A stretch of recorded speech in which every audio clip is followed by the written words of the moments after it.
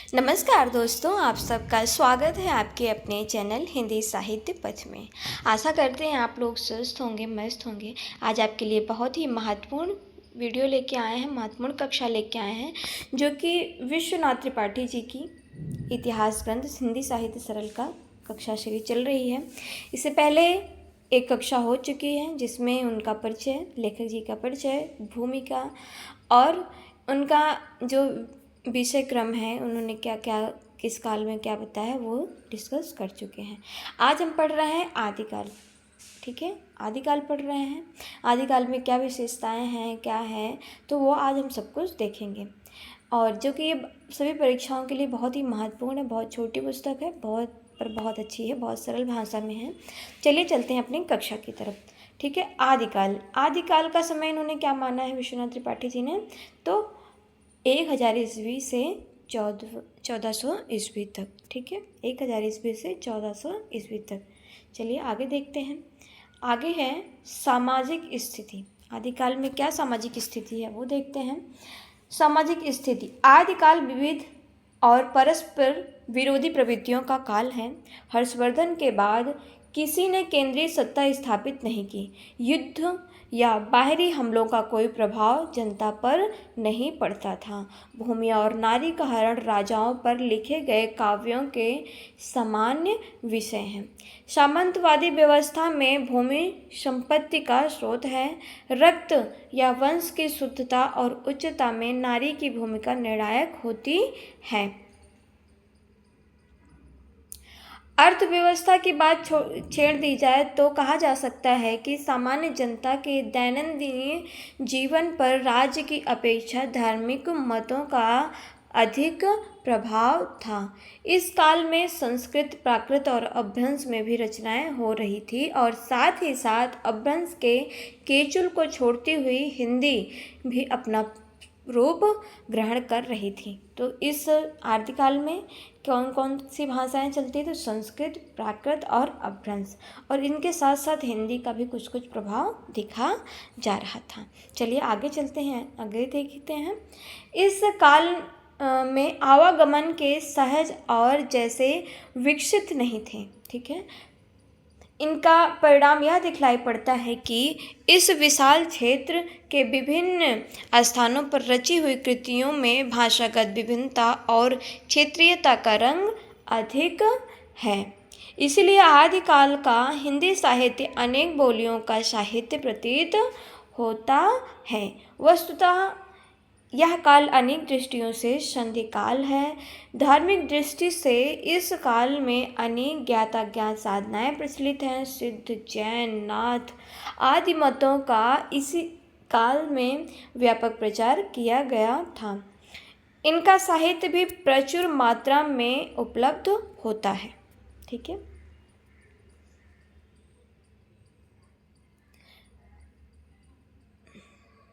धार्मिक साधना के रूप में वैष्णव मत का प्रचार सामान्य जनता में कम नहीं रहा होगा, किंतु इस काल में वैष्णव मतावलंबी साहित्य अपेक्षाकृत कम मिलता है। इस्लाम का प्रवेश हो चुका है, किंतु इसका प्रभाव साहित्य पर आदिकाल के अंतिम चरण के प्रसिद्ध कवि अमीर खुसरो में दिखलाई पड़ता है। संदेश रासक के रचयिता अब्दुल या अब्दुल रहमान अपने नाम से इस्लाम धर्मावलंबी ज्ञात होता है, किंतु उनकी रचना पर इस्लाम का प्रभाव नहीं के बराबर है ये मुसलमान पर उनकी जो रचना है संदेश रासक, उसमें इस्लाम का प्रभाव नहीं दिखाई पड़ता है। ठीक है, आगे देखते हैं।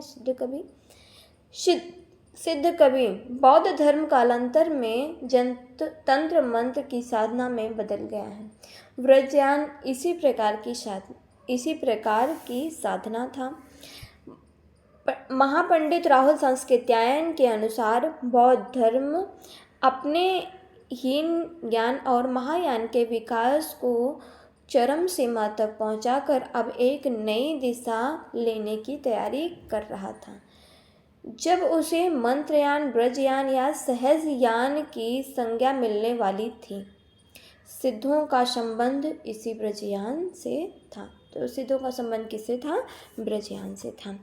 उनकी संख्या 84 बतलाई जाती है। तो उनकी संख्या क्या थी? 84 थी। आप ध्यान में रखें, सिद्धों की संख्या क्या है? 84 है। प्रथम सिद्ध सरापा 8वीं शताब्दी सहज जीवन पर बहुत ही अधिक बल देते थे। तो जो सरापा कौन थे? तो प्रथम सिद्ध थे और ये सहज जीवन पर बल देते थे। इन्हें ही सहजवान का प्रवर्तक कहा जाता है। बहुत बार पूछा जाता है कि सहजवान का प्रवर्तक कौन है? तो शरहप्पा है। और बहुत बार ये भी पूछा जाता है कि प्रथम सिद्ध कौन है?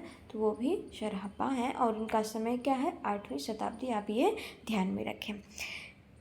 सिद्धों ने नैरात्म भावना, काया योग, सहज शून्य तथा समाधि की भिन्न भिन्न अवस्थाओं का वर्णन किया है। इन्हें वर्णाश्रम व्यवस्था पर तीव्र प्रहार किया है। इन्होंने संधा भाषा शैली में रचनाएं की हैं। तो इनकी भाषा क्या है? ये भी आप ध्यान में रखें। इनकी भाषा क्या है? संधा भाषा है। संधा भाषा वस्तुतः अंतर साधनात्मक अनुभूतियों का संकेत करने वाली प्रतीक भाषा है। ठीक है, इसलिए प्रतीकार्थ खुलने पर भी यह समझ में आती है। इस शैली का उपयोग नाथों ने भी किया है। कबीर आदि निर्गुण संतों की इसी भाषा शैली को उलट वासी कहा जाता है। तो जो अभी संधा भाषा है वो आगे चल के जब भक्ति काल आता है, जिसमें कबीरदास जो निर्गुण संत के कवि थे या और जो अन्य कवि थे, तो उनमें देखा जाता है तो उन भाषा शैली को क्या कहा जाता है? उलटवासी कहा जाता है। ठीक है, मध्य देश के पूर्वी भाग में भी सिद्धों के होने का पता चलता है। इनकी भाषा में भी उन्हीं क्षेत्रों के तत्कालीन रूप मिलते हैं। आगे देखते हैं नाथ कवि। ठीक है, सिद्ध पूरे हो गए। नाथ कवि देखते हैं।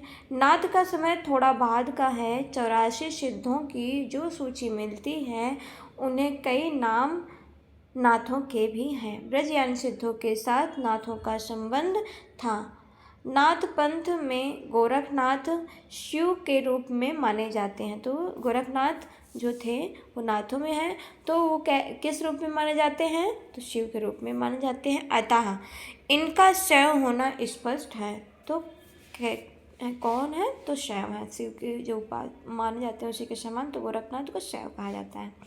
गोरखनाथ ने पतंजलि के योग को लेकर हठ योग का प्रवर्तन किया है। तो हठ योग का प्रवर्तन किसने किया है? तो गोरखनाथ ने किया है। ठीक है, और ब्रह्मचर्य, वाक संयम, शारीरिक मानसिक शुचिता तथा मद्य मांस के त्याग का आग्रह किया है। ब्राह्मणों के कर्मकांड एवं वर्ण आश्रम व्यवस्था पर उन्होंने तीव्र प्रहार किया है। उनका सिद्धांत है जोय जोय पिंडे सोय ब्रह्मांडे। बहुत बार पूछी जाती है ये किसकी पंक्ति है, किसने दिया है, क्या किनका सिद्धांत है? तो ये गोरखनाथ का है। अर्थात जो शरीर में है वही ब्रह्मांड में है। इड़ा पिंगला नाद बिंदु की साधना, षट चक्र भेदन, शून्य चक्र में कुंडलिनी का प्रयोग आदि नाथों के अंतर साधना के मुख्य अंग हैं। संधा भाषा या उलट भाषी की शैली का प्रयोग इन्होंने किया है। नाथों का निवास स्थान मध्य देश का पश्चिमोत्तर भाग बतलाया जाता है। परंपरा से प्रसिद्ध है कि गोरखनाथ मत्स्येंद्र नाथ या मच्छंदर नाथ के शिष्य हैं। तो ये भी पूछा जाता है गोरखनाथ किसके शिष्य हैं? तो मत्स्येंद्र नाथ या मच्छंदर नाथ के शिष्य हैं। मच्छंदर नाथ जालंधर के शिष्य हैं। ठीक है, जालंधर के शिष्य कौन है? मच्छंदर नाथ। ठीक है, पहले जालंधर, फिर मच्छंदर, फिर गोरखनाथ। ठीक है, यह कहा जाता है कि इन्हीं जालंधर से जालंधर नगर का नामकरण हुआ है। राहुल सांस्कृत्यायन ने गोरखनाथ का समय विक्रमी की 10वीं शताब्दी माना है। ठीक है, तो नाथों में गोरखनाथ का समय क्या है? तो 10वीं शताब्दी है। सिद्ध कवि में सरहप्पा जो पहले कवि हैं उनका समय क्या है? 8वीं शताब्दी है। आप ये समय जरूर ध्यान रखें, समय बहुत पूछा जाता है। ठीक है, रामचंद्र शुक्ल ने इन्हें पृथ्वीराज रासो के समय का बतलाया है। ठीक है, पंडित हजारी प्रसाद द्विवेदी ने 10वीं शताब्दी का मानने के पक्ष में है।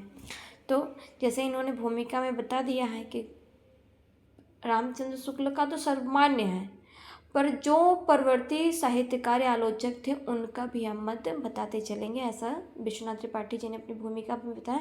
तो देखिए यहाँ अपना तो जो मान रहे हैं वो बता ही रहे हैं, और शुक्ल जी ने क्या माना और हजारी प्रसाद द्विवेदी जी ने क्या माना तो वो भी जिक्र कर दे रहे हैं। तो आगे चलते हैं। आगे है जैन मतावलंबी कवि।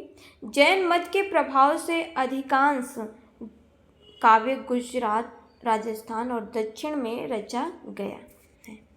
यह प्रायः प्रामाणिक रूप में उपलब्ध है। जैन मतावलंबी रचनाएं दो प्रकार की हैं। ठीक है, एक जिसमें नाथ सिद्धों की तरह अंतःसाधना, उपदेश, नीति, सदाचार पर बल और कर्मकांड का खंडन है। ये प्रायः दोहे में रचित पुस्तक है। ठीक है, जो नाथ और सिद्ध में रचनाएं हुई थी वो कैसी हुई थी? मुक्तक रचनाएं थी। और कैसी थी? दोहे में लिखी थी। दूसरी, जिन्हें पौराणिक और जैन साधकों की प्रेरक जीवन कथा या लोक प्रचलित कथाओं को आधार बनाकर जैन मत का प्रचार किया गया है। जैन पौराणिक काव्य एवं चरित काव्य इसी श्रेणी के काव्य हैं। ठीक है, आगे जैन आचार्य हेमचंद्र 12वीं शताब्दी। ठीक है, इनका भी समय आप ध्यान रखें। तो हेमचंद्र का समय क्या है? 12वीं शताब्दी। अक्सर इन कवियों का क्रम लगाने के लिए आ जाता है, समय के अनुसार आप क्रम में लगाएं। तो इसलिए बार बार हम जोर दे रहे हैं कि आप समय को ध्यान में रखें कि कौन सा कवि का समय क्या है। ठीक है, तो जैन आचार्य हेमचंद्र 12वीं शताब्दी के प्राकृत व्याकरण और मेरतुंग 13वीं शताब्दी के प्रबंध चिंतामणि में जैनेतर रचनाएं भी संकलित हैं। तो प्राकृत व्याकरण किसका है? हेमचंद्र का है। और मेरतुंग का 13वीं शताब्दी समय है, आप ये भी ध्यान रखें। इनका प्रबंध चिंतामणि बहुत पूछा जाता है। फिलहाल प्राकृत व्याकरण भी पूछा जाता है। हेमचंद्र की बहुत ही रचनाएं बहुत ही विख्यात हैं, तो इनका भी और ये भी हम ध्यान में रखें। सदाचार, उपदेश, रहस्य साधना वाली मुक्तक रचनाएं सिद्ध की रचनाओं में बहुत मिलती हैं। इनमें सहज पर बल दिया गया है। जोइंदू 10वीं शताब्दी है। जोइंदू का समय क्या है? 10वीं शताब्दी।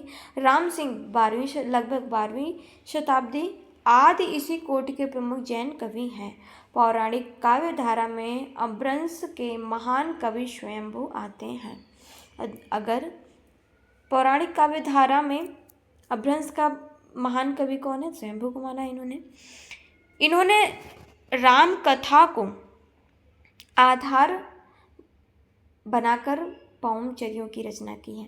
तो बहुत ही महत्वपूर्ण पॉइंट, इनकी रचना है पौमचरियों, और वो किस पर लिखी गई है? राम कथा पर, कृष्ण कथा पर, बहुत सारे ऑप्शन दे सकते हैं, तो आप ये ध्यान रखें। राम कथा पर लिखी गई है पौमचरियों। स्वयंभू 8वीं शताब्दी के कवि हैं। स्वयंभू का समय आप बहुत ही ध्यान से रखें। तो स्वयंभू का समय क्या है? 8वीं शताब्दी के कवि हैं। पौमचरियों जायसी के पद्मावत और तुलसी के रामचरित मानस की ही तरह कड़वकबद्ध है। तो जैसे जायसी की रचना पद्मावत है, तुलसीदास की रचना रामचरितमानस है, उसी के अनुसार स्वयंभू की जो पौमचरियों है, राम की कथा पर लिखी गई है, ये भी कड़वकबद्ध शैली में है। अपभ्रंश के अन्य प्रसिद्ध कवि पुष्पदंत, इनका समय 10वीं शताब्दी है। समय बहुत ध्यान से रखें। तो इनका समय क्या है? पुष्पदंत का 10वीं शताब्दी है। ने महापुराण की रचना की है। तो महापुराण किसकी रचना है? तो पुष्पदंत की है। इसके अतिरिक्त जैन अपभ्रंश कवियों ने भारी संख्या में चरित काव्य लिखे हैं। इनमें पुष्पदंत का नाग कुमार चरित, जसहर चरित बहुत पूछा जाता है, मोस्ट है। ये जो भी रचनाएं हैं बहुत ही मोस्ट हैं। आप इनको हो सके तो कहीं नोट्स में अलग से नोट डाउन कर लें, तो आपको भ्रम नहीं होगा किस कवि की कौन सी रचनाएं हैं। ठीक है, तो नाग कुमार चरियों, जसहर चरियों और महापुराण किसकी रचना? पुष्पदंत की है। आगे देखते हैं। इनमें पुष्पदंत का नागकुमार चरित, जसहर चरित तथा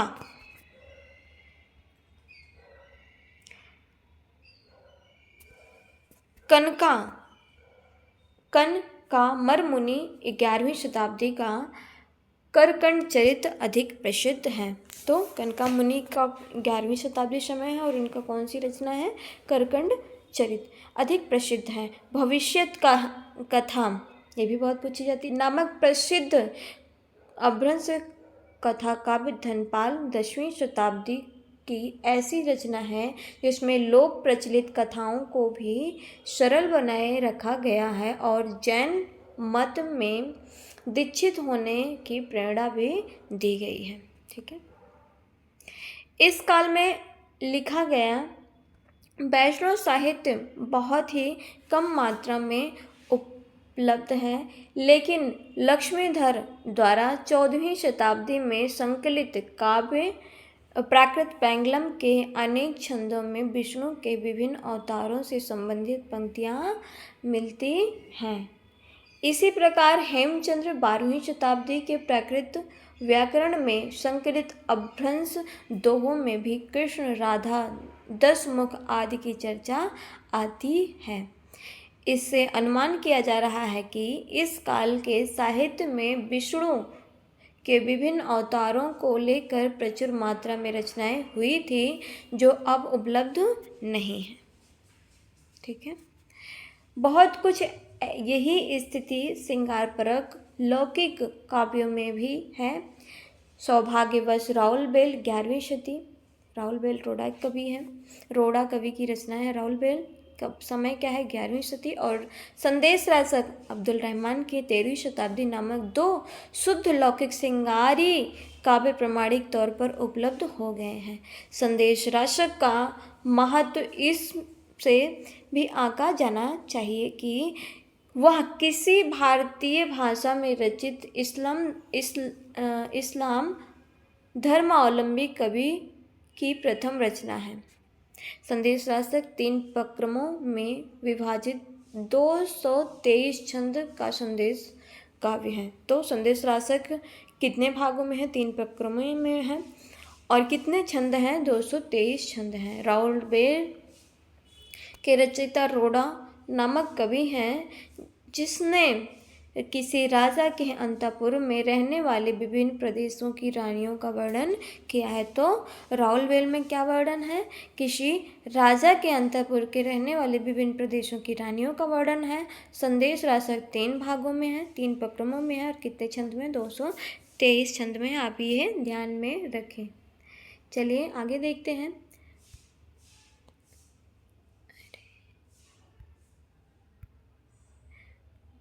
प्राकृत पैंगलम के छंद को देखने से पता चलता है कि आश्रयदाता राजा को आधार बनाकर काव्य रचने की परंपरा भी इस काल में विद्यमान थी।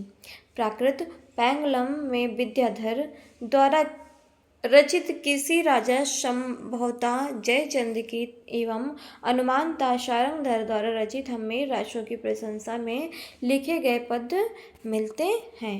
हेमचंद्र के प्राकृत व्याकरण में अपभ्रंश के जो दोहे संकलित हैं उनमें एक तो यह बात स्पष्ट हो जाती है कि दोहा उस समय का लोकप्रिय छंद है। दोहा उस समय का क्या है? लोकप्रिय छंद है। दूसरे, वीरता और श्रृंगार नीति विषयक दोहों में रचित कृतियां भी लोकप्रिय थी। इन दोनों की अभिव्यक्ति इतनी निश्चल और सहज है कि इन्हें लोक साहित्य की कोटि में रखा जा सकता है। यहाँ धर्म और वीर, श्रृंगार और नीतिपरक दोहे के कुछ उदाहरण दिए गए जा रहे हैं। धर्म से पायु मुड़ि हवि भतंडिते मड़ियड्डा गणंती अखै निरामय परम पै अज्वी लव न लहंती। तो यह भ्रंश भाषा में है। चलिए आगे देखते हैं। प्रायः उसका अर्थ क्या है? प्रायः मुनियों को भी भ्रांति हो जाती है कि उनका मन का गिरते हैं। अक्षय निरामय परम पद में आज भी लौ नहीं लगा पाते हैं। ठीक है, आगे वीर देखते हैं। वीर दोहे कैसे हैं? पाय विलग्गे अंतड़ी सिर लही सियो खंघस तो वे कटारे हथ डो बलि के जो कंसस। मतलब पाँव में अंतड़ियाँ लगी हैं, सिर कंधों से लटका है, तो भी हाथ कटार पर है, ऐसे कि जैसे बलि जाती हूँ। आगे देखते हैं श्रृंगार के। पिय संगम को निंदड़ी पियो परख्यों के मैं विनिवे विन्नसिया निद न इम्ब न तेम्ब। प्रिय के संगम में नींद कहाँ, प्रिय के परोक्ष में सामने न रहने पर नींद कहाँ, मैं दोनों प्रकार से नष्ट हुई नींद न यों न त्यों। आगे देखते हैं नीति के। नीति जो गुण गोवे अपड़ा पैड़ा करे परस्यो तसु हऊ कल युग दुलहरो बल के जो स्यूड़सु। जो अपना गुण छिपाए दूसरों का प्रकट करें, कलयुग में दुर्लभ सृजन पर मैं बलि जाऊं। तो दोहा पदड़िया गे पद अभ्रंश काल में प्रमुख छंद थे। तो प्रमुख क्या थे? दोहा, पदड़िया और गे पद। तो आज की कक्षा यहीं समाप्त की जाती है। आगे लेंगे अगली कक्षा में वीरगाथा काल को वर्णन लेंगे। तो धन्यवाद दोस्तों, आशा करते हैं ये सीरीज़ आपको अच्छी लगती होगी तो लाइक करें, शेयर करें, चैनल को सब्सक्राइब कर लें।